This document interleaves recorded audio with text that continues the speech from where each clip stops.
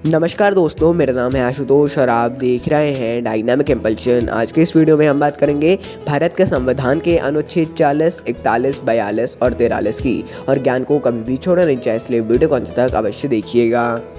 सबसे पहले अनुच्छेद 40 को समझते हैं।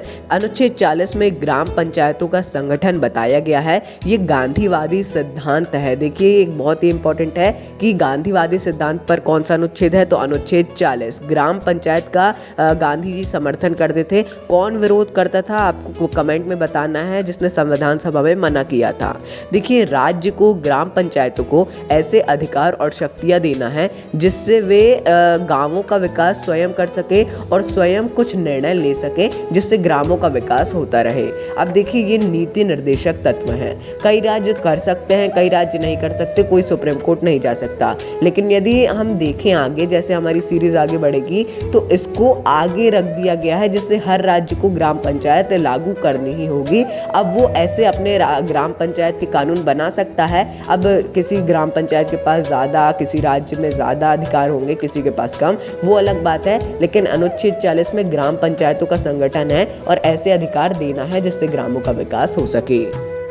आगे बढ़ते हैं। अनुच्छेद 41, कुछ दशाओं में शासकीय सहायता देनी होगी। देखिए, लोक कल्याण तो पहले ही राज्य को करना ही है। हमने पहले ही पिछले वीडियो में समझा है कि लोक कल्याण राज्य को करना ही, ऐसी भावना रखनी है। लेकिन कुछ दशाओं में, कुछ स्थितियों में आपको शासकीय सहायता देनी है। जैसे बेरोजगारी में नौकरी देना, वृद्धावस्था में पेंशन देना, मदद करना, बीमारी और अक्षमता के मामलों में काम उपलब्ध करवाना, शिक्षा देना, और यदि कोई विकलांग है तो उसको व्हीलचेयर उपलब्ध करवाना या मासिक पेंशन उपलब्ध कराना, वित्तीय सहायता करना, ये सब राज्यों को करना है, ऐसा अनुच्छेद 41 में बताया गया है। आगे बढ़ते हैं अनुच्छेद 42 में। अनुच्छेद 42 में राज्य के द्वारा न्याय संगत मानसिक दशा और प्रसूति सहायता दी जाना है।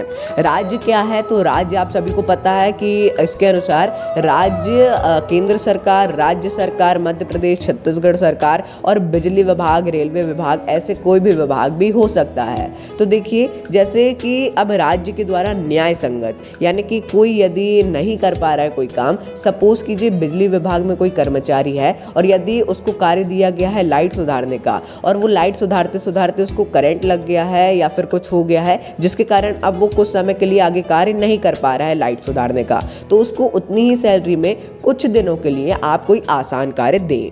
अब देखिए, मानसिक दशा में भी, मानसिक दशा में यानी कि यदि उसका माइंड सेट अभी सही नहीं है या फिर उसको कुछ घर में ऐसी कुछ प्रॉब्लम है और वो बताता है, तो उसको कुछ समय के लिए या तो छुट्टी दे दे। छुट्टी ना देते हुए यदि वो कुछ आसान कार्य कराते हैं तो वो भी सही रहेगा।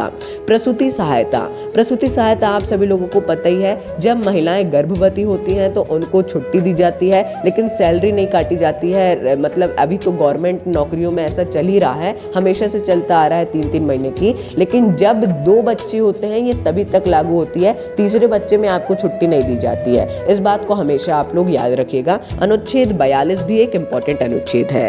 आगे बढ़ते हैं। अनुच्छेद 43, अनुच्छेद 43 में है निर्वाह योग्य मजदूरी। अब ये क्या है, तो देखिए, निर्वाह योग्य मजदूरी, इसका अर्थ ये है कि आप एक आसान जीवन जीने जितनी मजदूरी करवाएं और उसको एक, मतलब वो अच्छी जिंदगी जी सके, इतने पैसे दें। इसीलिए आप लोग सोचते होंगे कि गवर्नमेंट नौकरी में कोई छोटी नौकरी भी होती है तो 20,000 तो उसकी सैलरी होती ही है, लगभग 20,000, 24,000 ऐसी सैलरी होती है जिससे वो आसानी से अपनी जिंदगी गुजार सके। लेकिन यदि नहीं देते हैं तो आप सुप्रीम कोर्ट नहीं जा सकते, कहीं पर भी नहीं जा सकते, ना हाई कोर्ट ना सुप्रीम कोर्ट, क्योंकि आपको बताया गया है कि ये नीति निर्देशक तत्व हैं। राज्य लागू करना चाहें तो कर सकते हैं, लेकिन नहीं करते हैं तो आप इसके लिए कुछ नहीं कर सकते। अब अनुच्छेद 43 के का को देखते हैं। मतलब जो क ख जोड़ा जाता है वो बाद में, जहां पर भी आपको लगे क ख है तो वो बाद में जोड़ा गया है। इसमें है कि इसी में कामगारों की भी भागीदारी हो, यानी कि कामगार जो कर्मचारी हैं उनकी भी भागीदारी हो।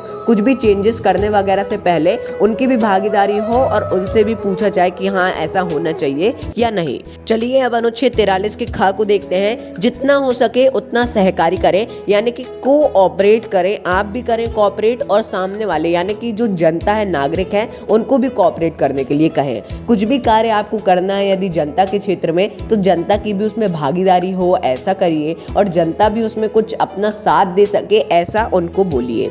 अब देखिए ये तो नीति निर्देशक तत्व हैं, ये उतना ज़्यादा मैं नहीं बोलूँगा इम्पोर्टेंट, लेकिन हाँ आप हर चीज़ को यही सोच के चलिएगा कि इम्पोर्टेंट है, एक इम्पोर्टेंट समझिएगा और जो बहुत इंपॉर्टेंट है उसको वेरी इंपॉर्टेंट समझिएगा। तो दोस्तों मिलते हैं अगले वीडियो में। नमस्कार। Dynamic impulsion.